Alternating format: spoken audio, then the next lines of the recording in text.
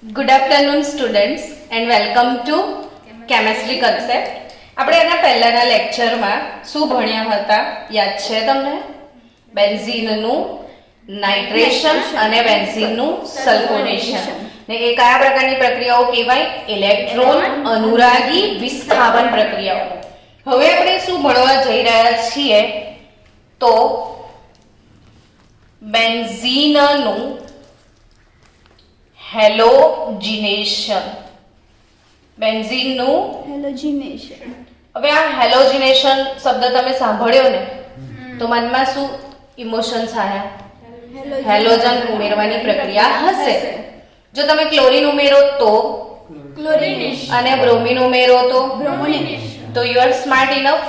હવે સારી એવી સમજણ પડવા લાગી છે. તો બેન્ઝીનનું હેલોજિનેશન ટોપિકના અંદર આપણે સૌથી પહેલા શું ભણીશું? ક્લોરિનેશન.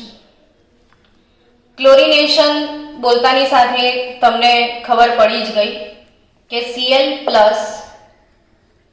ઉમેરવાની પ્રક્રિયા. ક્લોરિનેશન એટલે શું? ઉમેરવાની પ્રક્રિયા. Cl+ ઉમેરવાની પ્રક્રિયા. તો કેવી રીતે Cl+ ઉમેરીશું? તેના માટે તમારે એનો પ્રક્રિયક શું લેવાનો છે, એનો ઉદ્દીપક શું લેવાનો છે એ યાદ રાખવું પડે. કેમ કે સતત 12મા ધોરણમાં ટોપિક આવશે જ.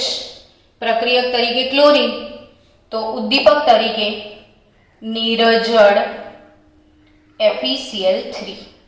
પ્રક્રિયક તરીકે ક્લોરીન ને ઉદ્દીપક તરીકે શું? નિર્જળ FeCl3. હવે સૌથી પહેલા આ ક્લોરીનની કોના સાથે પ્રક્રિયા થશે તો શું જનરેટ થશે સમજો કે ક્લોરીન અને ક્લોરીન વચ્ચે કેવા પ્રકારનો બંધ છે મને કહો. કયા પ્રકારનો બંધ છે? સહસંયોજક. એટલે એક એક ઇલેક્ટ્રોનની ભાગીદારીથી થાય તો આપણે કેટલી બધી વાર થઈ ગયું. હવે આમાં વિષમભાગી વિભાજન નહીં. વિષમ આમ જનરલી ક્લોરીનમાં તો સમભાગી વિભાજન થશે કે આ ક્લોરીન એનો લઈ જશે, આ ક્લોરીન એનો. પણ આ જે ઉદ્દીપક તમે નાખ્યો છે ને એ આનું કેવું વિભાજન કરાવશે? વિષમભાગી. વિષમભાગી કોને કહેતા હતા યાદ છે? એક જ પરમાણુ બંને લઈ જશે એટલે આવી રીતે તૂટશે. હવે તૂટ્યું તો વિચારો કે શું બન્યું? તો કે આણે ગુમાવ્યું એટલે Cl+ બને ને, અને આ બંને ઇલેક્ટ્રોન લઈને અહીંયા જશે એટલે સંકીર્ણ બનશે FeCl4-. આ ઝીણું યાદ રાખવું બહુ જ જરૂરી છે. એટલે તમને આ અગત્યની વાતો યાદ રહી જાય પર્પઝથી જ આપણે વિડીયો બનાવી રહ્યા છીએ. આવતીકાલે આ બધી જ વસ્તુ તમને આવડતી હશે એવું મને આશા છે. કે ક્લોરીનની પ્રક્રિયા કોની સાથે? FeCl3 એટલે Cl+ FeCl4 બનશે. હવે બેન્ઝીન લઈએ. બેન્ઝીનનું શું કરવાનું છે આપણે? ક્લોરિનેશન. બેન્ઝીનનું શું? ક્લોરિનેશન. કોની હાજરીમાં ક્લોરિનેશન થશે? Cl2 નિરજળ FeCl3. હવે તાપમાન આવે ને તો કેટલું તાપમાન ક્લોરિનેશન માટે જરૂરી છે? તો 303 થી 313 કેલ્વિન જેટલું. 303 થી 313 કેલ્વિન તાપમાને આ પ્રક્રિયા થઈ જશે. દૂર શું થશે તો કે જો આમાં FeCl4 છે ને એટલે આમાં ક્લોરીન એક્સ્ટ્રા છે ને બેન્ઝીનની રિંગ પરથી H+ દૂર થવાનો છે એટલે HCl દૂર થાય. રિંગ પરથી શું દૂર થશે? H+. અહીંથી વધારાનો Cl લઈ લેશે, HCl દૂર થશે. હવે બેન્ઝીનના રિંગ પર શું આવશે સમજાવો? શું મૂકીશું બેન્ઝીન રિંગ પર? ક્લોરીન. એટલે શું મળ્યું? આ ક્લોરોબેન્ઝીન. શું મળ્યું? આ ક્લોરોબેન્ઝીન મળ્યું ને આ ક્લોરોબેન્ઝીન એનું ફરીથી શું કરી દઈએ? ક્લોરિનેશન. હવે ફરીથી ક્લોરિનેશન. ક્લોરીનની હાજરીમાં નિર્જળ FeCl3. તાપમાન જોઈશે, ગરમ કરો. પ્રશ્ન હવે ઉદ્ભવશે પાછો. શું કન્ફ્યુઝન ચાલુ થયું કે એ કયો નિર્દેશક સમૂહ છે? તો વિચારીએ, જો ધ્યાન આપજો હવે. હા, ધ્યાન ચાલુ. અહીં શું છે? ક્લોરીન. ક્લોરીન પર ઇલેક્ટ્રોન યુગ્મ કેટલા? તો કે 1 2 3 4 5 6 7 8 ઇલેક્ટ્રોન છે. તો આ ઇલેક્ટ્રોન યુગ્મનું અહીંયા દાન થશે. આપણે નાઇટ્રોબેન્ઝીનમાં શું કર્યું તું ખબર છે? રિંગમાંથી ઉપર જઈ રહ્યા, અહીંયા રિંગ તરફ દાન થશે. ને મેં આવા સ્પંદન સૂત્રો શીખાડેલા છે ક્લાસમાં, દોરાવ્યા હતા, યાદ છે? હવે એનું મહત્વ સમજાઈ રહ્યું છે કે સ્પંદન સૂત્ર આવડે છે એટલે ઘણું બધું આવડે છે. તો ક્લોરીન એક ઇલેક્ટ્રોન યુગ્મનું અહીંયા દાન કર્યું, દ્વિબંધ બની ગયો. હા કે ના? તો આ ઇલેક્ટ્રોન યુગ્મ બહાર નીકળી ગયા. અહીંયા કયા સ્થાન પર દેખાયા તમને? ઓર્થો સ્થાન. હવે આ શું કરવાનું છે ખબર છે ને તમને? શું? હવે પર અહીંયા દાન થશે. આવડે છે? ચલો જાતે દોરી દો. એટલે 12મા ધોરણમાં સ્પંદન સૂત્રો દોરવાનું કામ બહુ ઈઝી થઈ ગયું હવે તમારા માટે. બહુ જ સારી રીતે તમે સ્પંદન સૂત્રો, ઇવન આજે ટેસ્ટ આપ્યો ને તમે, તો સ્પંદન સૂત્રો બહુ કમ્પ્લીટ આવડી ગયા હશે. જો આણે દાન કર્યું છે એટલે એના પર ધન વીજભાર આવે. સોરી, દાન, હા, એણે કર્યું છે એટલે ધન વીજભાર થયો. અહીંયા ઋણ વીજભાર. હવે આગળ ફરીથી અહીં દાન થશે. એટલે અહીં આગળ દાન થશે તો ઇલેક્ટ્રોન ઘનતા બહાર નીકળી ગઈ. ક્લોરીન પ્લસ, અને ફરીથી દાન થાય.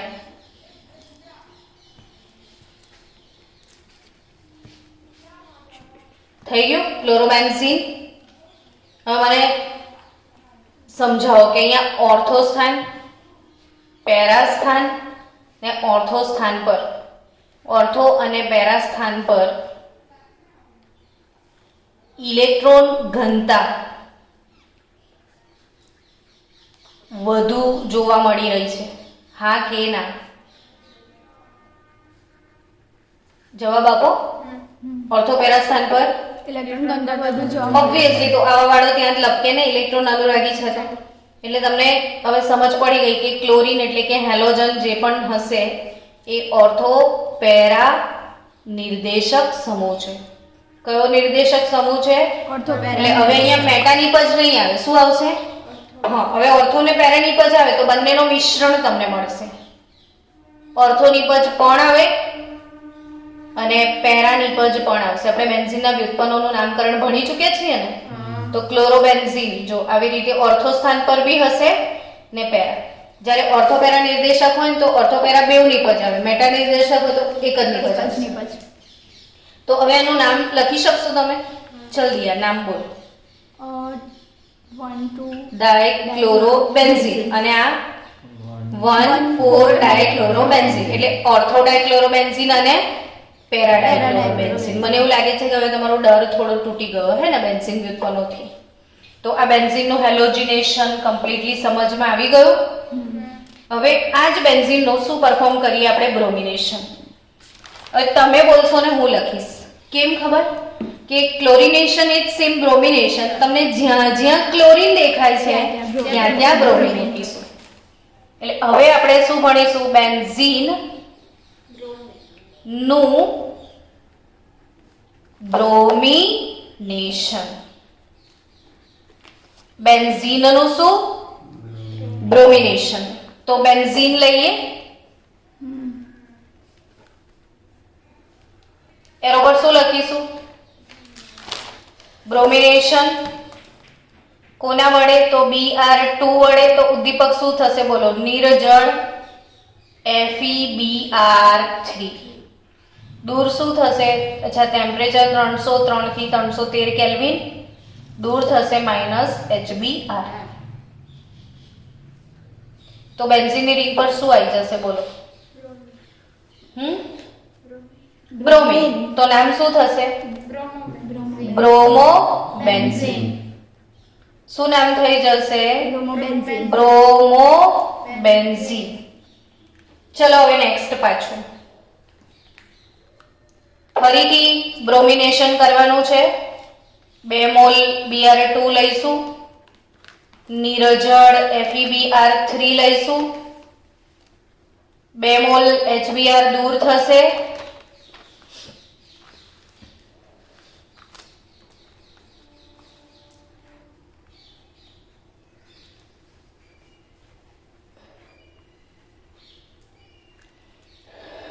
તો અહીં આગળ બ્રોમિન અને અહીં પણ બ્રોમિન, અહીં પણ બ્રોમિન અને આ પણ બ્રોમિન. તો ઓર્થો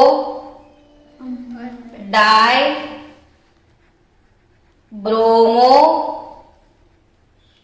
બેન્ઝીન અને પેરા ડાયબ્રોમો બેન્ઝીન. ઓર્થો ડાયબ્રોમો બેન્ઝીન અને પેરા ડાયબ્રોમો બેન્ઝીન.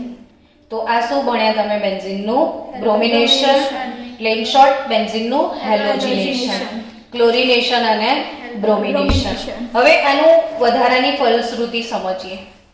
બાળકો, ધારો કે તમને આવું આપ્યું છે, આ બેન્ઝીન છે, એની ઉપર CH3 લગાવો તો આનું શું નામ થાય એવું કહો? ટોલ્યુઇન થાય ને? શું નામ થાય આનું? ટોલ્યુઇન છે. હવે બેન્ઝીન રિંગ પર CHO લગાવી દો, શું નામ થશે? બેન્ઝીન રિંગ પર CHO, બેન્ઝાલ્ડીહાઇડ. હવે આવા કોઈ પણ બેન્ઝીન વ્યુત્પન્ન તમે લઈ શકો, કોઈ પણ જે આપણે ભણ્યા હતા ને એમાંથી કઈ પણ. હવે ધારો કે એરો પર આવું લખેલું આવે કે ક્લોરિનેશન, Cl2 FeCl3, એટલે તમે સમજી ગયા કે આનું ક્લોરિનેશન જ કરવાનો છે ને, તો તમારે શું ઉમેરવાનું આવે? ક્લોરીન. એટલે હવે સવાલ શું આવે કે કઈ ઉમેરવાનો છે, એટલો જ પ્રશ્ન આવે ને. તો એના માટે યાદ રાખવું પડે કે આ મિથાઇલ ગ્રુપ છે એ ઓર્થોપેરા નિર્દેશક છે. હું કાલે ક્લાસમાં એક ટૂંક નોંધ ભણાવવાની છું, મેટા નિર્દેશક સમૂહ અને ઓર્થોપેરા નિર્દેશક સમૂહ, જે તમે મને યાદ કરાવજો. હવે આ જે ટોલ્યુઇન છે, ટોલ્યુઇનનું ક્લોરિનેશન કરીએ એટલે તમને પોતાને બી ખબર પડી ગઈ કે હવે આમાં નવું આવશે એ તો ક્લોરીન જ આવશે ને, પણ CH3 ઓપી નિર્દેશક છે ને, એટલે ઓર્થો અને પેરા સ્થાન પર કંઈક નવું આવશે. તો નિપજ તરીકે શું મળશે? તો કે અહીં આગળ ઓર્થો સ્થાન પર બી ક્લોરીન આવશે અને પેરા સ્થાન પર બી ક્લોરીન. તો નામ શું થશે? Ortho chloro toluene. અને આ શું છે? Para chloro toluene. પડી ખબર કેવી રીતે બનાવવાનું? એ ખબર પડી? હવે કે બેન્ઝાલ્ડીહાઇડ લખ્યું છે, બરાબર? એરો પર આવું લખેલું આવે કે નાઇટ્રેશન, નાઇટ્રેશન સાંદ્ર HNO3, સાંદ્ર H2SO4, પાણી દૂર થાય તો નિપજ તરીકે શું આવે? એટલે તમારે એ બુદ્ધિ વાપરવાની કે શું લખ્યું છે આ? નાઇટ્રેશન. આનો મતલબ શું થાય કે નાઇટ્રો NO2+ ઉમેરવાનો છે. બટ પ્રશ્ન શું આવશે કે ક્યાં ઉમેરવાનો છે? તો યાદ રાખવું પડે કે આ જે અલ્ડીહાઇડ છે એ મેટા નિર્દેશક સમૂહમાં આવે છે. કયા નિર્દેશક સમૂહમાં આવે છે? મેટા નિર્દેશક. એટલે આવા વાળી નિપજ કયા લોકેશન પર આવશે? મેટા લોકેશન પર. આવા વાળી નિપજ કયા લોકેશન પર આવશે? મેટા. એટલે આ મેટા એટલે બે પ્રોડક્ટ ના આવે, એક જ આવે ને, તો મેટા નાઇટ્રોબેન્ઝાલ્ડીહાઇડ. શું નિપજ મળે? મેટા નાઇટ્રોબેન્ઝાલ્ડીહાઇડ. થીમ સમજી ગયા? કમ્પ્લીટ સમજણ પડી ને? તો હવે જે બાકી રહી છે એ બે પ્રક્રિયાઓ બાકી રહી છે. બેન્ઝીનનું ફ્રીડલ ક્રાફ્ટ આલ્કાઇલેશન અને બેન્ઝીનનું ફ્રીડલ ક્રાફ્ટ એસાઇલેશન, અને પછી આવા સેમ ચાર્ટ ટોલ્યુઇનના. તો એ આપણે આવતીકાલે કરીશું.